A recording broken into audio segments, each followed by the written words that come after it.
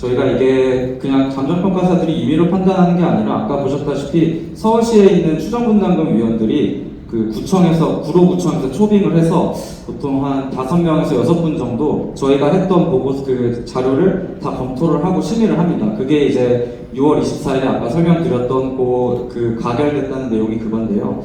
거기서도 이제 그 건축비에 대한 내용이 사실 워낙에 저희 조합원분들이 가장 좀 민감하게 받아들이시는 부분이라서 저희가 여러 가지로 고민을 했었는데, 그래서 저희가 아까 말씀하신 1000에서 1200에 대한 내용을 뭐 어디서 근거를 하셨는지 모르겠지만 제가 먼저 설명을 드릴게요. 우리 가리봉 2구역이 694만 원에 그 추정 분담금을 추정을 했었고, 고척동이 740만 원, 그리고 지금부터는 계약된 내용인데요. 신길 2구역이 750만 원, 전동 8구역이 780만 원 정도, 그리고 노량진 1구역이 700만 원대였습니다. 그래서 저희가 이 1000에서 1200만 원 보통 지금 나오는 계약하고 있다는 곳들은 보통 단동 재건축 단지나 아니면은 뭐 성북 2구역이었나? 거기가 이제 테라스 하우스로 짓다 보니까 건축공사비가 좀 비싸게 짓게끔 하는 그런 지역들은 조금 비싸게 그 계약을 하고 있는데, 우리 지금 전체 연면적이 34만 3천 제곱미터입니다. 그 약 연면적 한 10만 평 정도 되는데요.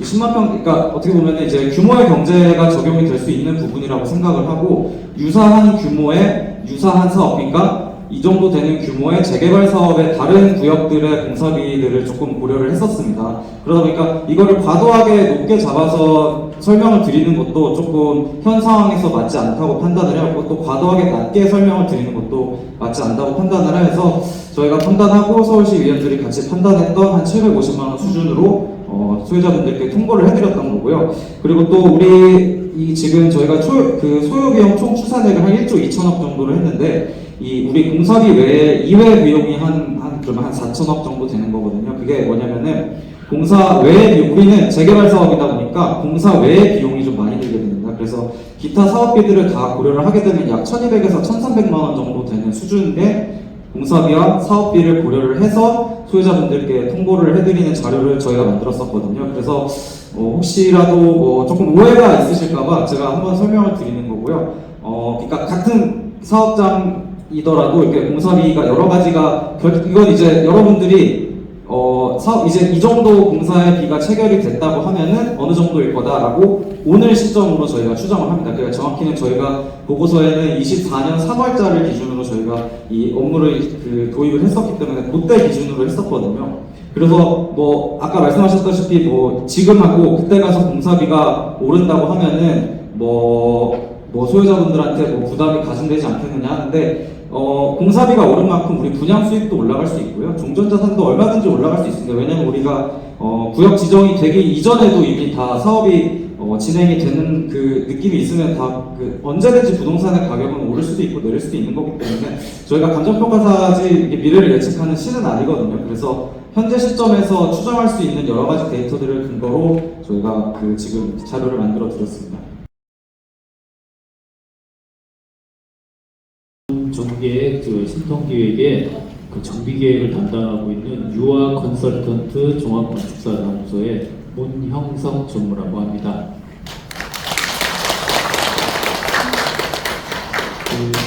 전에 서울시에서 개최한 설명회에서 신통기획 결과라고 해가지고 정비계획의 내용을 설명 한번 드린 바가 있습니다.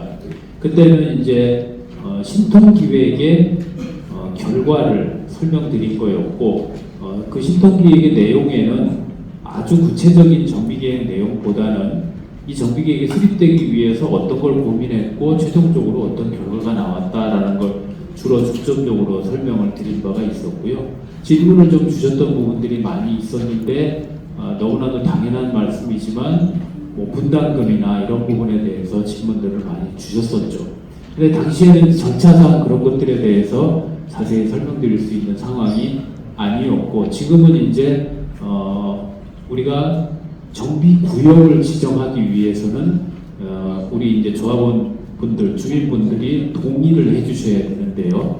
그 동의를 받기 전에 내가 동의해야 될 사업이 과연 나한테 유리하냐, 불리하냐를 아시고 동의를 하실 수 있도록 하기 위해서 정비계획 내용 및 분담금에 대해서 계략적으로 산정을 하고 그걸 일단 통보 드린 다음에 동의를 받도록 하는 절차를 가지고 있습니다. 엄밀히 말씀드리면 현재 당 시점에서 분담금을 산정하고 그걸로 이렇게 그 동의 여부에 대해서 판단하는 데에는 법적으로는 지금의 분담금 산정이 그런 어떤 그 강한 효력을 갖는 그런 것이 되기는 좀 어렵습니다. 왜냐하면 아직 정비 구역도 지정을 안 했고 당연히 그러니까 정비 계획은 앞으로 할 거고 그런 정비 계획을 기준으로 해서 산정한 분담금이기 때문에 나중에 바뀔 수 있는 여지가 상당히 많이 있을 수밖에 없는 거죠. 그렇다고 나중에 결정된 다음에 내가 보고 동의를 할 거야 하면 너무 늦으니까 우선은 계략적으로 보시고 판단한 다음에 조금씩 구체화해 나간다라는 의미로 지금 동의서를 받는 과정에서 분담금을 산정하고 있습니다. 그래서 이것은 이제 통상 약식 분담금 산정이라고 하는데요. 어쨌든 그런 내용을 포함한 전반적인 사항을 통보 드릴 바 있습니다. 저희가 알고 있기로는 아직도 상당수의 이 주민분들이 아직 그 분담금 통지서를 못 받았다 하시는 분들이 계십니다. 그건 아마도 주소가 실제 등기부나 아니면 그런 그 공부상의 주소가 실제 거주지와 달라서 그런 것 같은데요. 저희가 실로 주소 파악도 하고 있고요. 또 여기서도 지금 받고 있다시피 못 받으신 분들은 주소를 적어놓고 가시면 그쪽으로 재차 다시 보내드리겠습니다. 앞으로도 계속해서 못 받으셨다는 분들이 가능한 안 나올 때까지 여러 가지 방편으로 계속 그 서류는 보내드리려고 하고 있습니다. 우선 오늘 정비계획안에 대해서 설명을 좀 드리겠습니다. 자꾸 제가 이제 설명드리는 과정에서 이 부분은 나중에 조금 변동될 수도 있습니다라는 말씀을 드릴 수밖에 없는데요. 그 점은 좀 양해를 해주시고 들어주시면 감사하겠습니다. 본 구역은 모두가 저보다 더 잘 아시죠? 예전에 이제 재정 촉진 사업을 하려고 했던 구역이고요. 그 이후에는 도시재생 사업을 했었고, 그리고 지금 이제 신통계획으로 가고 있습니다. 이 계획을 이제 수립하는 과정에서 제일 많이 검토됐던 부분은 바로 용도 지역이었고요. 주민 여러분도 아시다시피 촉진계획 때는 상업까지 갔던 지역이다.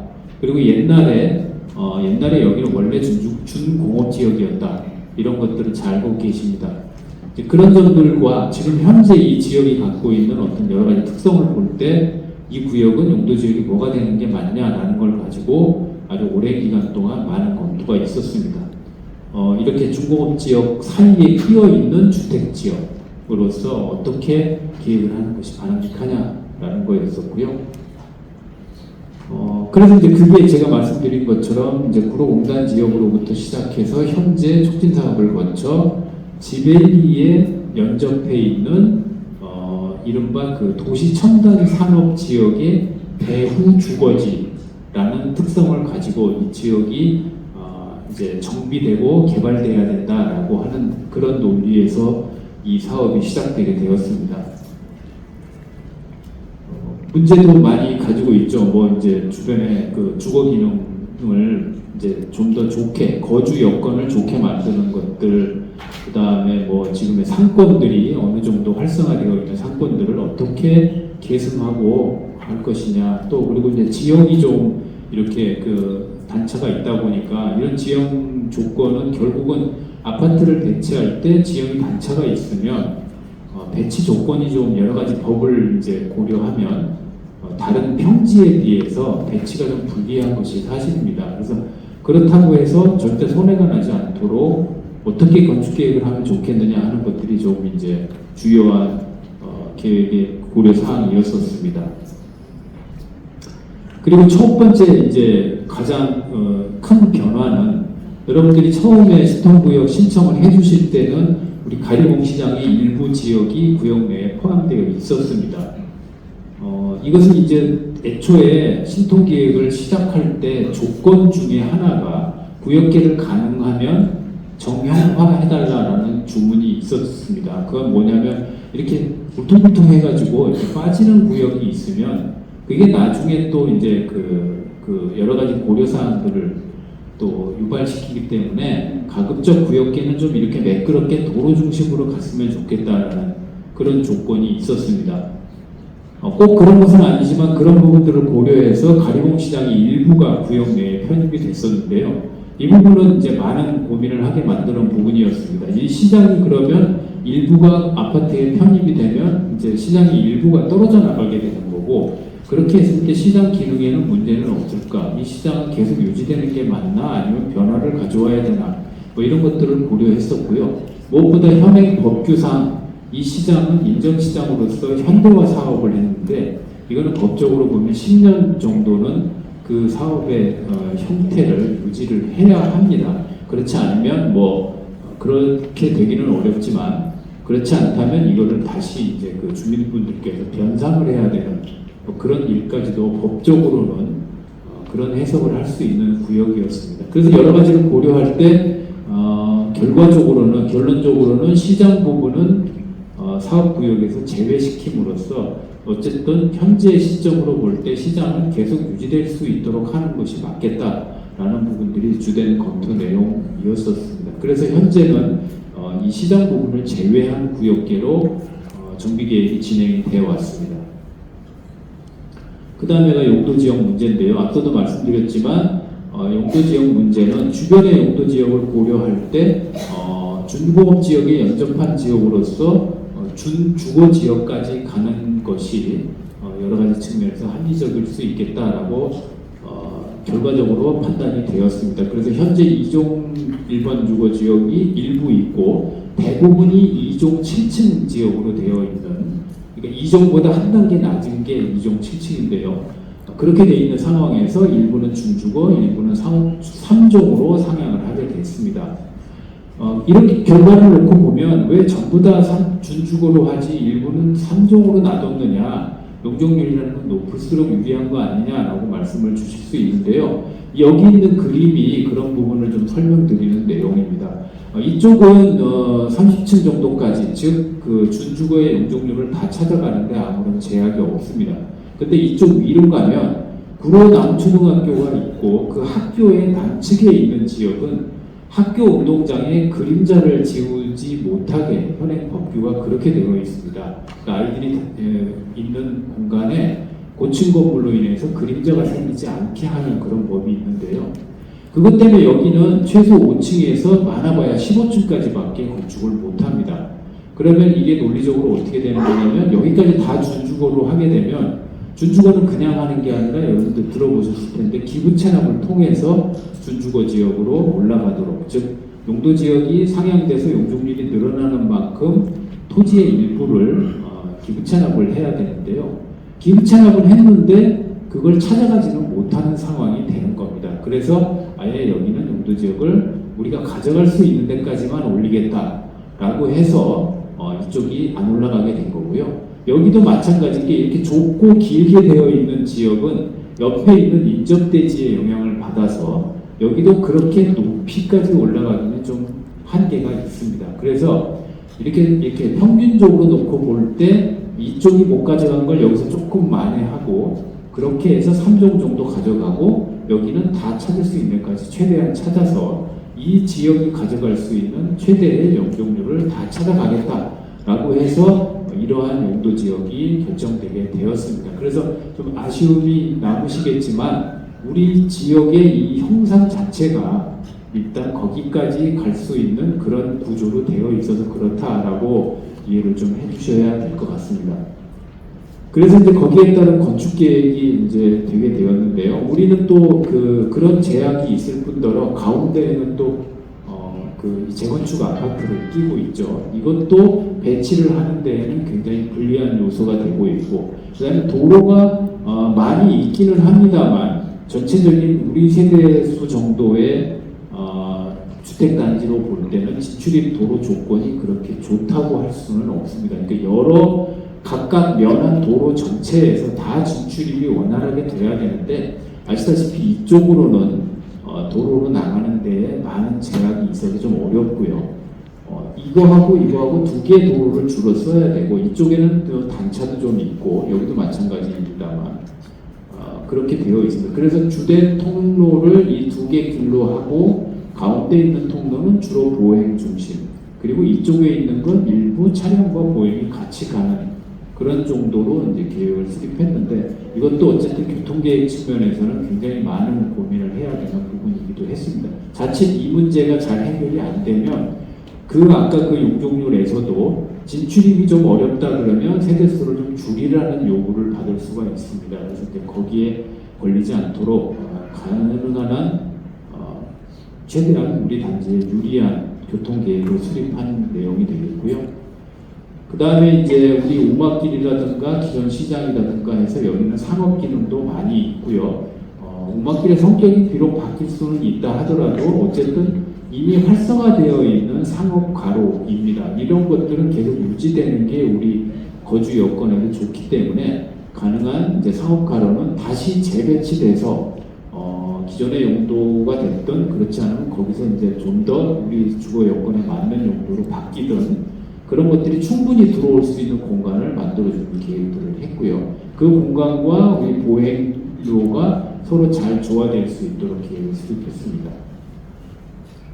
그리고 이쪽은 이제 우리 지금 이제 구로남초등학교 쪽에 붙어 있는 가로죠. 주로 이제 구로 디지털 단지의 출퇴근자들이 많이 이용하는 그런 이제 생활가로라고 할 수 있고 거기도 역시 근생 기능이 많이 있으니까 이런 상가들이 붙고 공원도 생기고 학교 앞에는 공원도 생기고 우리 이제 주민들이 이용하실 공공시설도 들어갈 수 있도록 계획을 수립했습니다. 그 외에도 이거는 이제 다분히 도시계획적인 얘기인데요.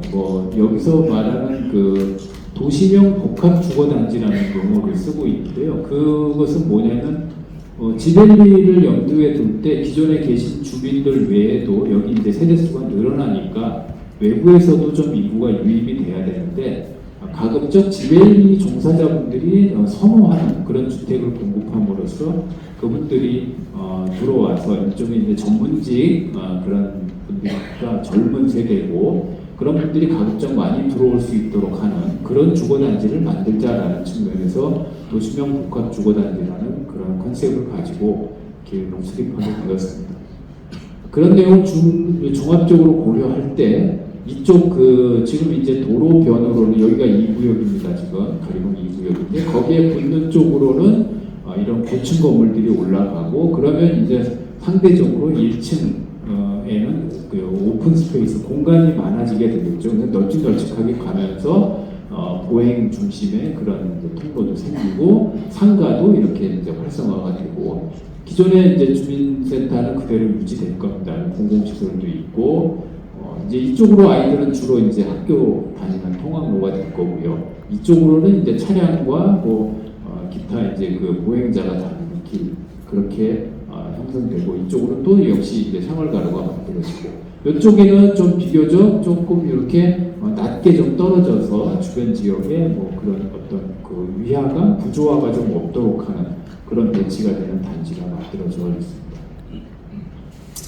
그래서 이제 이걸 이제 정비 계획으로 결정을 하게 되는 단계에 지금 와 있는 거고요. 일단 구역 지정에 대한 동의가 이루어지면 이 정비 계획에 대해서 이제 행정 절차를 받게 됩니다. 그건 이제 연락 공고하고 이제 서울시하고 협의를 거친 끝에 심의를 해서 정비 계획을 결정하는 단계를 밟게 되어 있고요.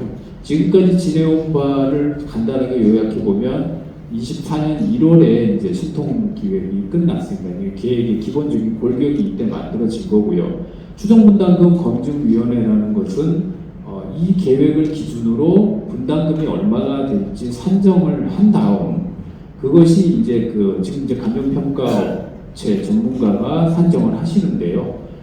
이것은 매우 민감한 사안들이기 때문에 여기에 들어가는 기본적인 조건들 예컨대 늘 말씀하시는 건데요. 공사비는 평당 얼마를 잡았냐, 분양가는 얼마를 잡을 거냐 같은 기준들이 적정한지를 검증해주는 위원회입니다. 그래서 여기에 이제 그런 전문가분들이 모이셔서 이제 내용을 검토를 했는데요. 일단 처음에 한번 했을 때는 일부 뭐 어떤 숫자에 대해서 좀 보완이 필요한 것 같다라고 해서 재차 검증을 다시 받았습니다. 그렇게 해서 현재 지금 여러분들한테 통지가 된 그 분담금이 산정되는 비례율이 이제 나오게 되었고요.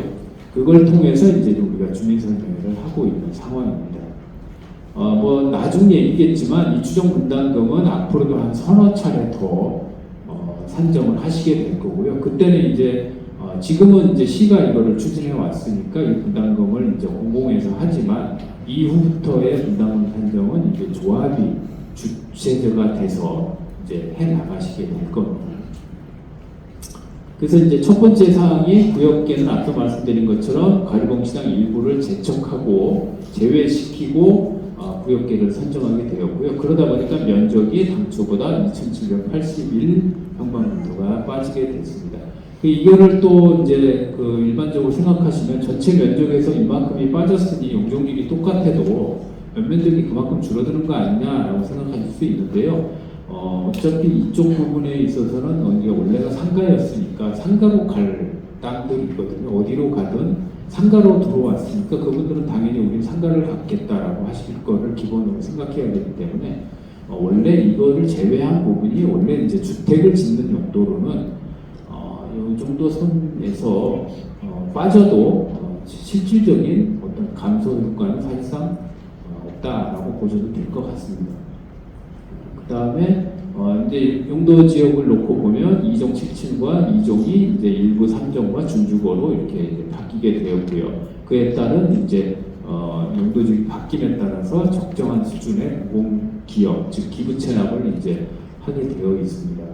그래서 이제 그 기부 체납 내용을 보면 전체 구역 면적 중 약 7만 평방미터 정도가 획지, 즉 집을 지을 수 있는 땅이 되겠고요. 14,000평방미터 정도가 정비 기반 시설, 즉 이제 그 도시계획 시설로 결정이 되었는데요. 이 사회복지 시설은 원래 있던 건데 주민센터를 말하는 거고요. 그 다음에 도로가 일부 있습니다. 그 다음에 이제 녹지, 공원 등은 원래 세대 수에 맞게 한 세대당 3평방미터, 약 한 평 정도 좀 못 되는 정도의 공원을 제공을 하게 되어 있습니다. 이건 이제 공원법에서 정하고 있는 건데요. 그거에 따라서 우리의 예상 세대수에 맞춰서 공원 녹지가 공급이 되어 있습니다. 이걸 합치면 약 14,000 정도가 되는 거고요. 그 건폐율은 50%고 용적률은 지금 현재 정비계획상 용적률 254%. 즉 이건 무슨 말씀이냐면 우리가 원래 이 이제 변경된 용도 지역에 우리가 기부 체납한 걸 용적률로 다시 환산해서 보상을 해줍니다. 그 용적률을 얹으면 그게 254.96%가 된다는 거고요.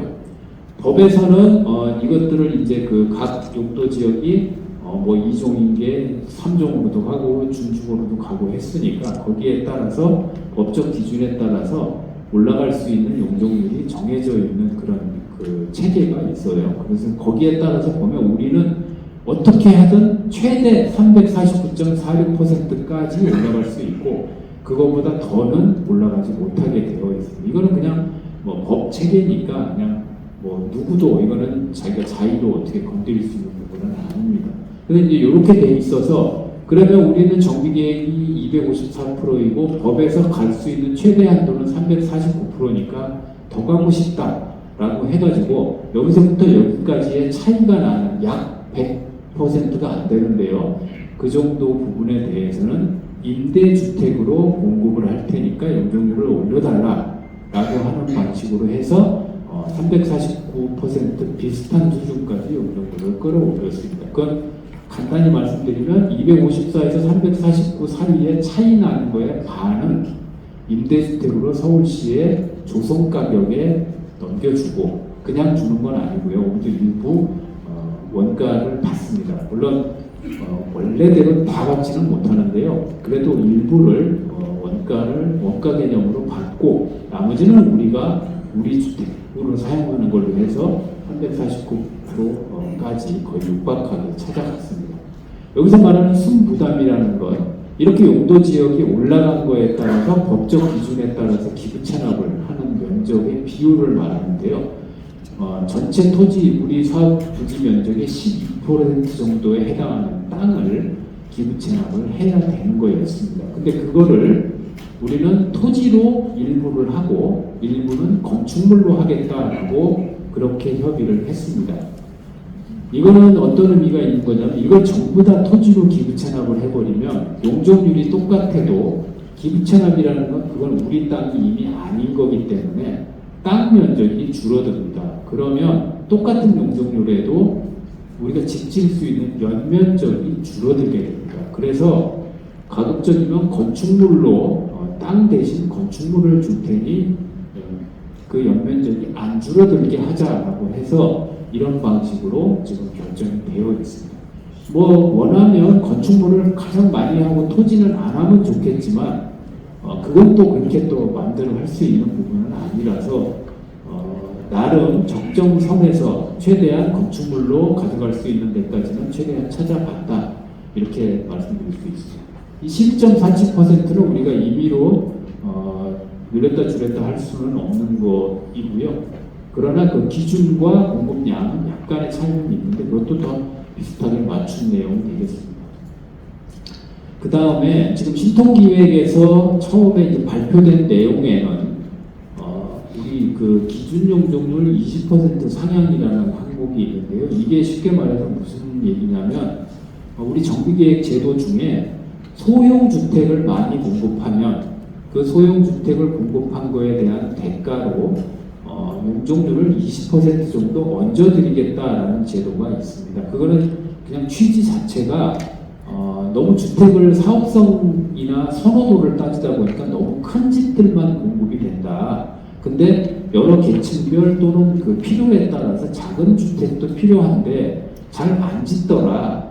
그래서 소형주택을 많이 지면 혜택을 드려야 되겠다 해갖고 있는 제도가 이 제도인데요.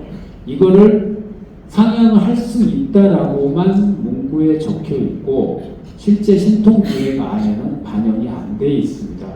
그래서 요거를 요번에 우리 구에서 이제 요걸 정비계획을 만들 때 이걸 할 수 있도록 되어 있으니 이걸 적용해서 하자라고 하게 되고요. 이걸 적용하게 되면 뭐 여러 가지 복잡한 계산을 막 하는데요. 결론적으로 어떻게 되냐면 임대주택을 아까 제가 말씀드린 것 중에 우리 용적률에서 법정까지 가려면 차이 나는 거에 반 정도를 임대주택으로 공급하고 올라간다고 말씀드렸잖아요. 근데 용적률이 그냥 20%가 올라갔으니까 그 임대주택으로 따라가야 되는 폭이 줄어든 겁니다. 그럼으로써 결과적으로 같은 세대수 안에서 임대주택으로 갈 애가 분양으로 넘어오게 되는 효과가 생기는 겁니다. 이게 사업성에 이제 플러스 요인이 되는 거죠. 그런 부분들을 적용을 일단 해놨습니다. 물론 이거는 이제 앞으로 이제 서울시랑 협의를 하고 뭐 심의를 받고 하는 과정에서 뭐 변동될 소지는 있습니다. 그러나 이제 우리가 믿고 있는 건 이 문구죠. 당초에 신통기획이 결정될 때 이런 조건을 달고 결정이 됐으니까 이걸 우리는 찾아가야 되겠다 이런 입장으로 지금 추진을 하고 있는 상황입니다. 그에 따른 건축계획인데요. 앞서 말씀드리지만 건축 벤치는 나중에 조합이 설립되고 시공사 선정을 하시고 하면 아까 그 용적률과 세대수 범위 내에서 얼마든지 다시 하셔도 됩니다. 물론 이제 그래도 나름 전차를 거쳐서 신통기획이라는 걸 했으니까 시하고 협의는 좀 하셔야 되겠죠. 그렇지만 중요한 건 꼭 이대로 하시지 않아도 일단 된다 하는 점은 말씀을 미리 드리고요. 이거는 이제 뭐 말씀드린 것처럼 뭐 비료입도 해봐야 되고 그렇게 해야 되니까 어쨌든 건축 벤치를 해야 그것들을 할 수 있기 때문에 만든 하나의 안 중에 하나입니다. 그걸 기준으로 했을 때 용적률은 앞서 말씀드린 것처럼 상한이 254고 법적 상한이 349인데 우리 건축계획은 349%까지 찾아갔습니다. 46도 맞아 찾아갈 수도 있습니다. 나중에 이제 시공사랑 하실 때 우리 46도 이거 내키지 말고 다 찾아볼게 건축계획 해봐 하시면 찾아갈 수도 있을 겁니다. 그분들은 참 고생 많이 하시겠지만 이게 다 찾아가기는 굉장히 힘들거든요. 집이라는 건 규격이라는 게 있는 거니까 그런 거고요. 층수 49층까지 갈 수 있도록 되어 있습니다. 그래서 필요에 따라서 우리 더 올라가고 더 1층 마당을 더 넓게 쓰겠다 하실 수도 있다는 그런 의미고요. 그래서 연면적 34만 이거를 이제 세대의 평균적인 배분 비율로 쪼개 놓은 겁니다.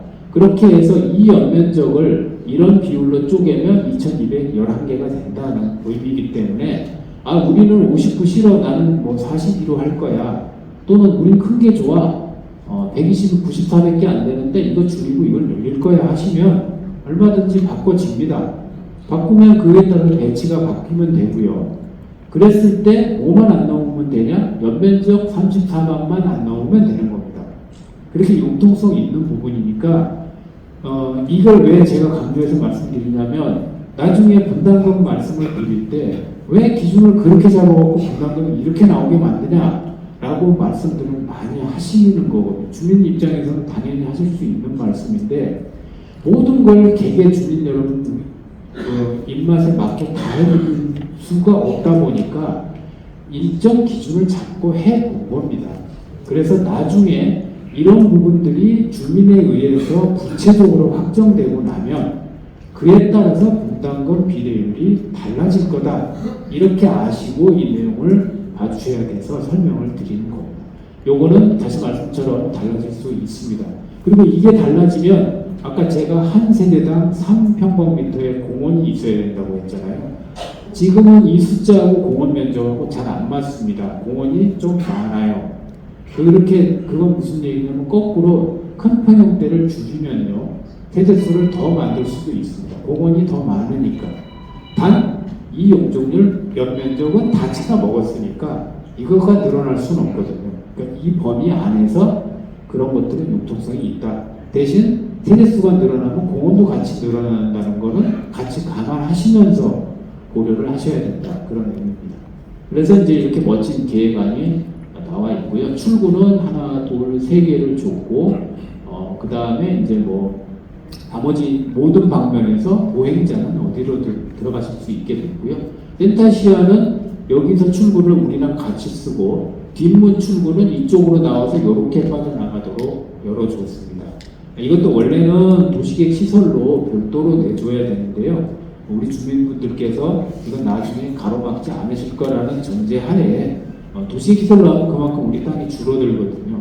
그래서 그렇게 안 하고 보차 혼용 통로, 즉 우리 단지 내 도로로 같이 쓰는 개념으로 만들어 놨습니다. 그래서 이런 부분들은 향후에도 충돌 없이 잘 쓰시도록 하면 좋을 것 같습니다. 만약에 여기서 분쟁이 생기시면요, 어쩔 수 없이 저거를 도시계획 시설로 결정을 해야만 할 것 같거든요. 그렇게 안 되게 됐으면 좋겠다는 취지로 이것도 서울시에서 고민 많이 하셨는데 그렇게 만들어졌다는 설명 드립니다. 그렇게 해서 나온 예시도 드립니다. 뭐 이것도 말씀드리지만 뭐 이제 나중에 변동이 있을 수 있는 부분이 되겠고요. 말씀드린 것처럼 이쪽은 여기랑 이렇게 비교되게 높게 올라가고 이쪽은 좀 떨어지고 여기보다는 여기가 조금 더 높고 그리고 저층부가 이렇게 깔리는데 저층부에는 상가도 들어가지만 뭐 필요에 따라서는 주택을 넣을 수도 있고요. 그것들도 이제 융통성이 있습니다. 네, 높이는 49층까지 다 찾아간 걸 전제로 이렇게 이제 만들어 놨고요. 이것도 이제 뭐 충분히 배치에 따라서 변동이 있을 수 있겠습니다. 그리고 이제 제도에 대한 이야기인데요. 만약에 이제 정비구역 지정에 대해서 주민분들께서 동의율이 법정 동의율을 넘어서면 50%를 넘어서게 되면 다음에는 이제 조합 설립 단계로 가시는데요. 원래 정비계획에서는 추진위원회라는 걸 먼저 하고 그 다음에 조합으로 가도록 되어 있습니다만 지금은 이제 또 제도가 약간 더 좋아져서 요번에 지금 동의서에 그 동의 칸도 들어 있는데요. 그냥 바로 조합으로 가는 걸 동의해 주시면 토지통소유의 50%가 동의하시면 되는데요. 그러면 추진이 단계 없이 바로 조합으로 넘어가실 수 있습니다. 그럼 시간이 상당히 많이 단축될 수 있는 그런 효과가 있죠. 그러나 뭐 필요에 따라서 우리 추진 과정을 거쳐야 해 하면은 그렇게 안 하실 수도 있는 거고 그렇게 돼도 서울시에서는 뭐 여기 보시는 것 같은 이런 그런 어떤 지원을 해드리고 있습니다. 이런 좀 참고해 주시면 되겠습니다. 이제 다음 단계는 이제 구역 지정이고요. 구역 지정을 넘어서게 되면 조합 설립, 그걸 넘어서면 이제 그와 동시에 이루어지는 건데 정비 계획에 대한 연락 공고가 있을 겁니다. 연락 공고는 이제 이런 정비계획을 수립하려고 하니 의견 주세요라고 나가는 거죠. 이거 있고 나서 그 다음에 이제 이후에는 시로 넘어가고 그리고 심의를 하는 그런 과정이 있게 되겠습니다. 그리고 이제 진짜 정비계획은 정비계획 결정 이후에 정비계획이 완전히 결정된 다음에 이제 사업 시행 계획을 만드실 때부터 정말 구체적인 내용, 평형대다, 뭐다, 뭐 하는 것들을 그때 단계에서 하시게 되는 겁니다. 이상 전반적인 내용에서 설명드리겠습니다. 이상으로 정비계획 안에 대한 설명을 마치고 하는 계획과 관련해서 궁금하신 사항이 있으시면 질의응답 시간을 갖도록 하겠습니다.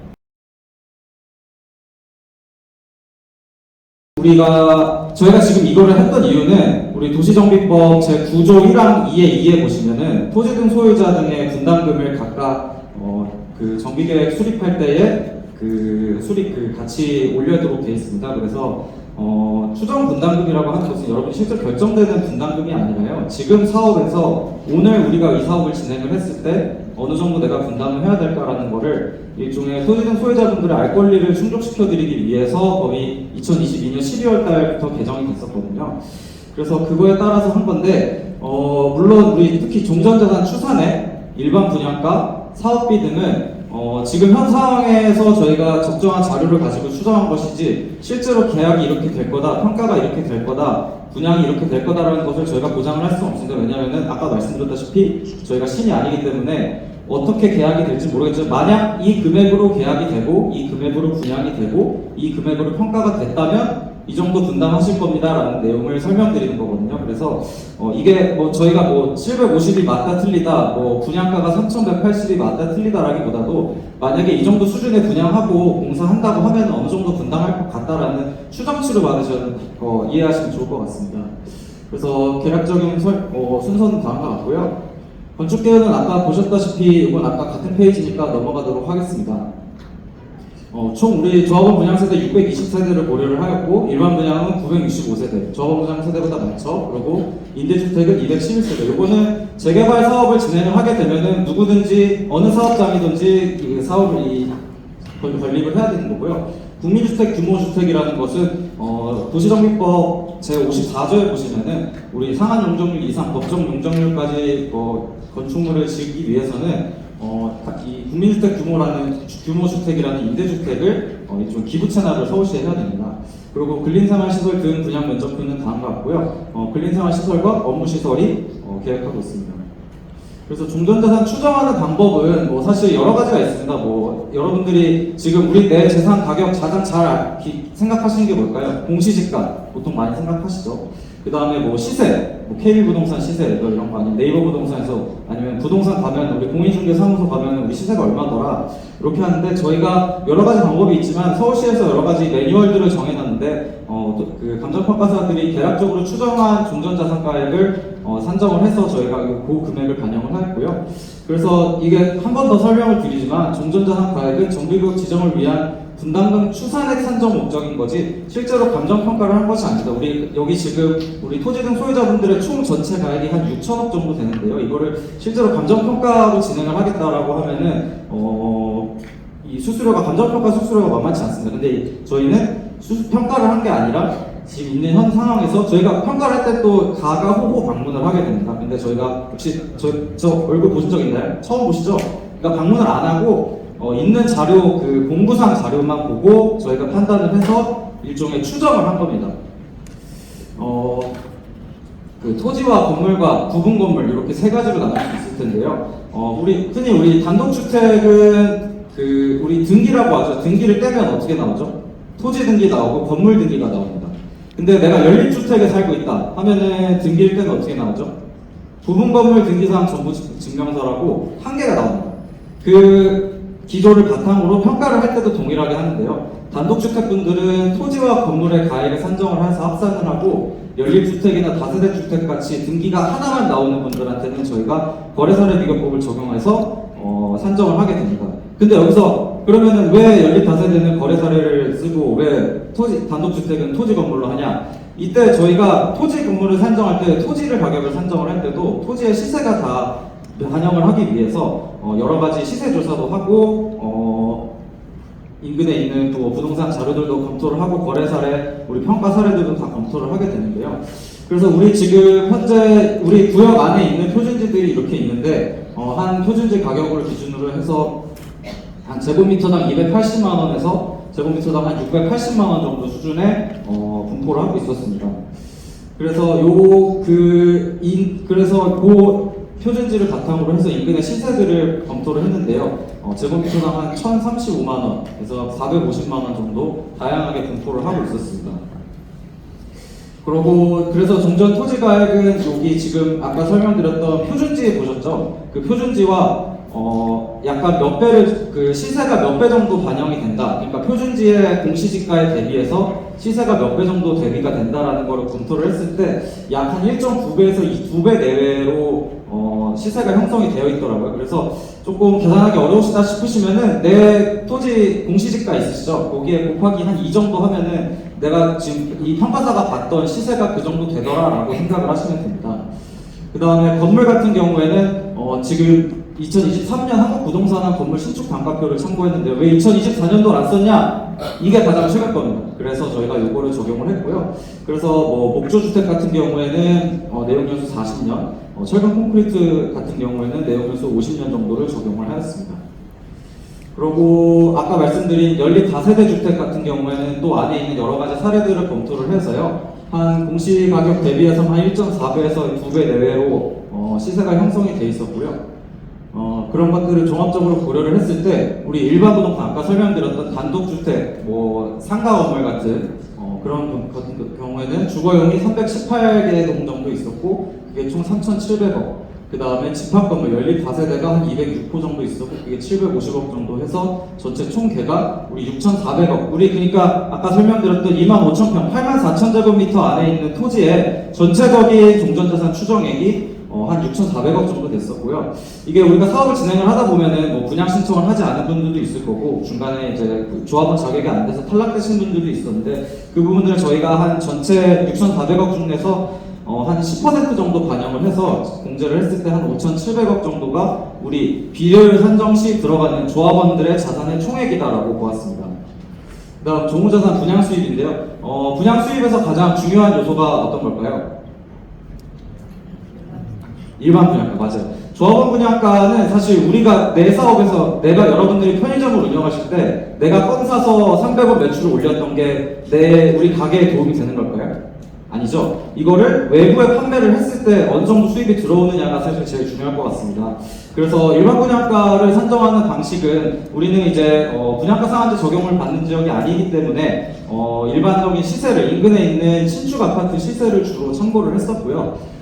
지금 제일 가까이 있는 힐스테이트 6호래가 약 3,670에서 3,960만 원 정도 평당 전용 8사형 기준으로 해서 이 정도 시세가 형성이 돼 있었고 철산 센트럴 푸르지오 롯데캐슬 골든파크 1차 여기 이제 그 광명 근처에 있는 인근에 그 다음에 인터넷에서 영등포 아델코레가 약 3,300에서 3,600만 원 정도 시세가 형성이 되어 있었습니다. 그래서 이런 것들을 종합적으로 고려하고 또 최근 1년 거래 건수도 한번 비교를 해봤는데요. 롯데캐슬 골든파크 1차가 최근에 1년에 한 14건, 기타 이런 정도 고려를 했을 때 한 3,000만 원에서 3,800만 원 정도 거래가 됐었습니다. 그래서 저희는 8사형을 일반에 매각을 했을 때 평당 약 3,180만 원으로 추정을 했습니다. 그 다음에 일반 분양 추산액은 그래서 이 965세대를 기준으로 했을 때 약 1조 200억 정도가 외부에서 들어오는 분양 수익이라고 저희가 추정을 했고요. 그 다음으로는 아파트 조합원 분양가는 그 아까 3,180만 원 기준으로 했을 때 약 85%. 그러니까 우리가 우리 조합원분들께 판매를 하는 거잖아요. 그거는 일반 분양보다 한 15% 할인해서 분양을 한다는 것을 전제로 추정을 하였습니다. 그게 약 5,400억 정도고요. 그 다음에 국민주택 규모 등 주택, 아까 설명드렸던 임대주택의 매각과 관련된 건데요. 아까 어느 재개발 사업은 지어야 하는 임대주택 같은 경우에는 토지를 감정평가한 금액으로 같이 매각을 할 수 있고, 요 국민주택 규모, 그러니까 요거는 건물만 매각해야 되는 임대주택입니다. 그럼 요거 산정 방식은 이제 법률에 나와 있는 거니까 요거는 간단하게 설명을 드리고, 그게 총 약 한 1,130억 정도로 추정이 됐었고요. 그 다음에 우리 국민주택 근린생활시설도 있을 텐데, 여기 근린생활시설 저희 아까 배치도에서도 보셨다시피 1동에서 6동까지 있고 1, 2동에는 업무시설도 있었는데 그 수입이 약 900억 정도로 추정이 됐었습니다. 그렇게 했을 때 총 전체 우리 분양 수입, 그러니까 우리 아파트를 사업을 짓고 나서 들어올 수 있는 수입은 대략 한 1조 8,400억 정도로 추정을 했었습니다. 그래서 이제 총 소요 비용인데요. 아까 설명드렸다시피 직접 공사비 750만 원을 기준으로 하여서 전체 총 사업비는 약 1조 2,300억 정도로 추정을 하였습니다. 이게 아까 설명드렸던 요 34만 3천을 제곱미터로 나누게 되면 약 전체 사업비는 평당 1,200만 원 내외로 추정을 했고요. 그래서 비례율을 산정하는 방식은 뭐 이거는 여러분들이 이제 더 잘 아셔야 되고 잘 아실 겁니다. 총 분양 수입에서 총 소요 비용을 빼면은 이게 뭐죠? 수입에서 비용을 빼면 이익금이죠. 누가 말씀해 주셨는데 이익금 맞습니다.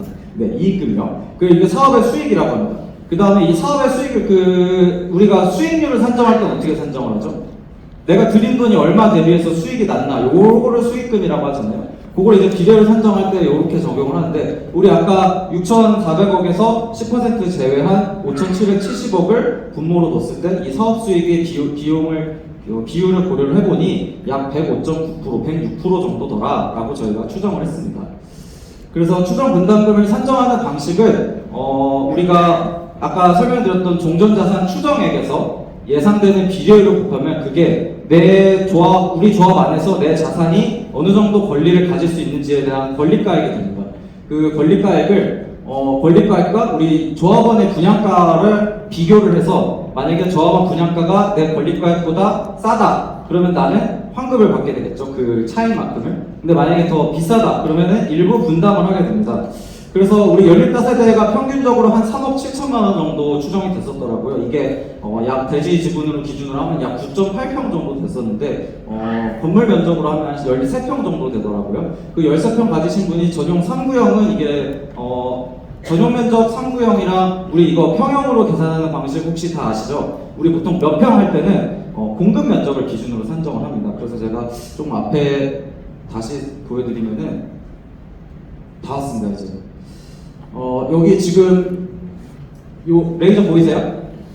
자 여기 주택형 39, 59, 84, 100, 120, 134 이렇게 돼 있는 게 전용 제곱미터를 기준으로 합니다.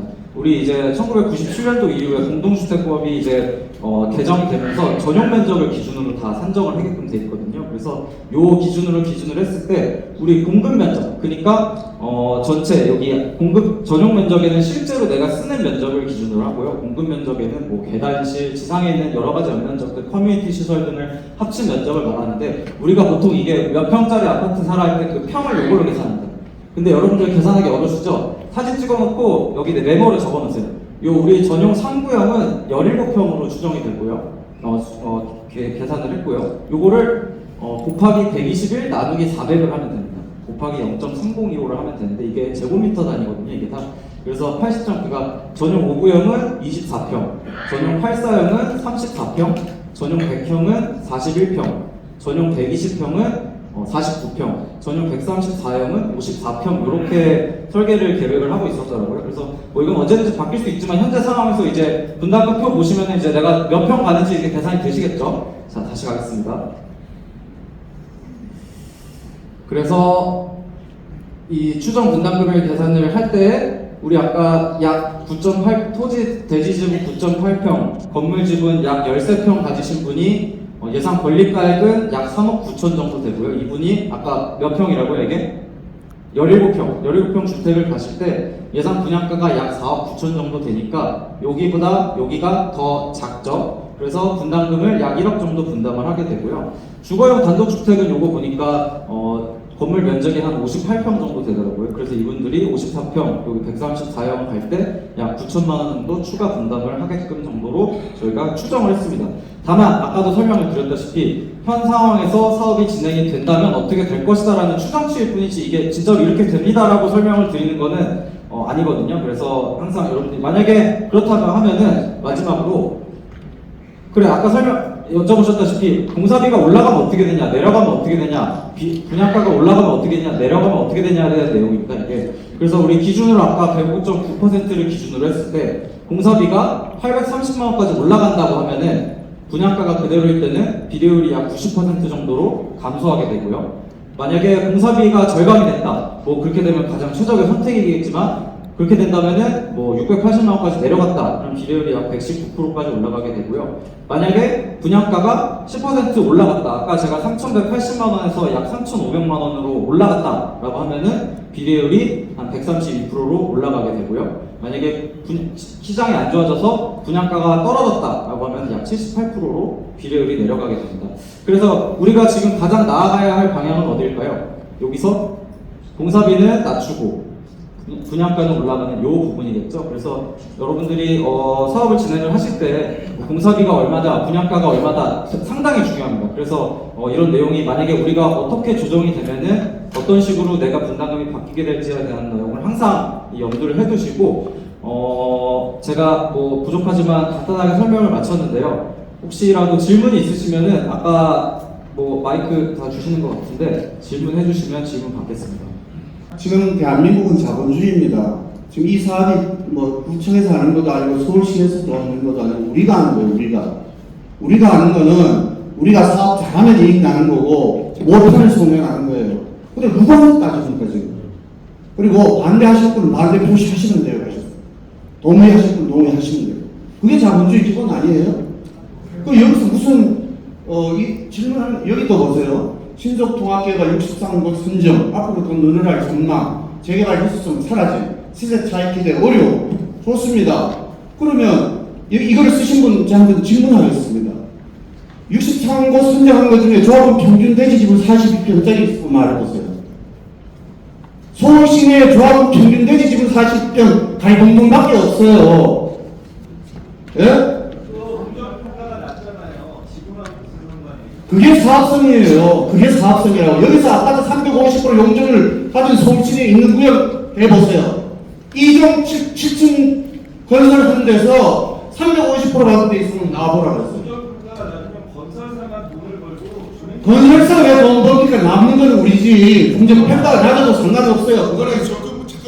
질문을 저희한테 하는 거예요. 그래서 결론은 제가 너무 길게 말씀드리면 죄송하니까 핵심을 다시 말씀드리겠습니다. 우리 사업이고 종전 평가가 낮든 높든 사실은 뭐 잘 계산을 다 하고 그 돈이 우리한테 다 남는 거고 우리가 손해난 그게 우리한테 다 들어오는 겁니다. 자 결론은 그렇고 길게 하면 죄송하니까 결론은 질문과 관련된 것만 하시면 될것 같아요. 질문과 관련된 걸 하겠습니다. 결론은 우리 사업이고 잘 하시면 이익 나는 거고 못하면 손해 나는 건데 우리만큼 사업성이 좋고 많은 혜택을 받은 서울시내 구역은 없어요. 그러면 잘 들으세요. 잘 들으세요.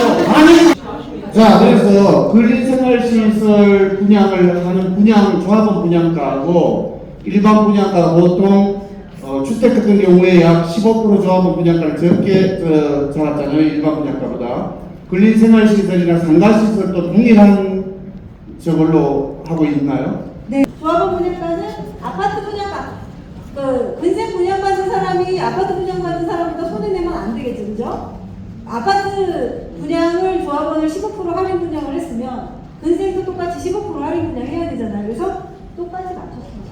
네, 감사합니다. 분양가의 85%. 예, 감사합니다. 네. 그리고 마지막으로 지금까지 여기까지 오는데 약 2년 걸렸는데 예전 같으면 이거 10년 걸리는 기간이었어요. 정부에서 돈 대줘가지고 이렇게까지 다 만들어주는데 안 하시겠다면 무슨 입장인지 이해가 안 됩니다. 다음 분 질문하셔서 저희가 지금